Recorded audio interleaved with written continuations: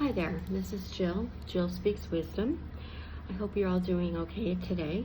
And I want to talk about the covert narcissistic mother and her daughter, especially her daughter as her daughter is growing up and becoming a teenager, young teens, older teens. She really doesn't like her daughter growing up, and she really doesn't help her daughter growing up.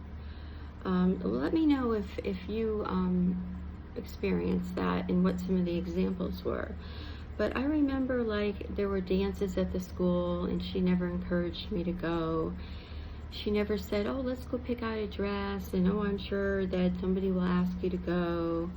She didn't care if I just stayed home and the other girls all went and I didn't go. Didn't think that, I would be bothered by that.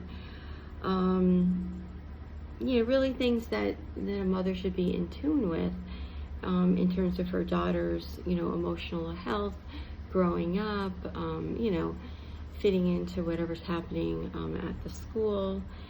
And then even getting older, when it was time to get married, months before my wedding, I was talking to my mother about my beautiful wedding gown that I was purchasing, that I had found and that I really liked.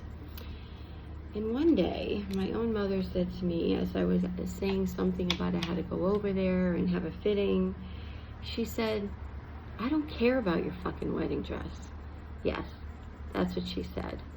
And as I walked out the door, I was like, wow, I couldn't believe it. And I just sort of went on my day. There was no apologies later from her. And when I brought it up to my narcissistic mother, a couple days later, she met me with, I didn't say that. I never said that. So actually gaslighting me and making me think like this is something I came up with on my own.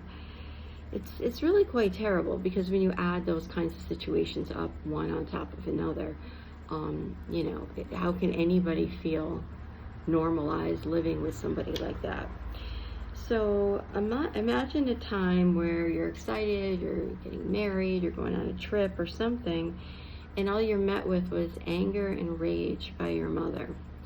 And actually, during these kinds of occasions, where it's a big wedding, she will actually try to make it about her, about the dress that she's getting, about where her friends are going to sit, instead of saying, oh, honey, where do you want your friends to sit?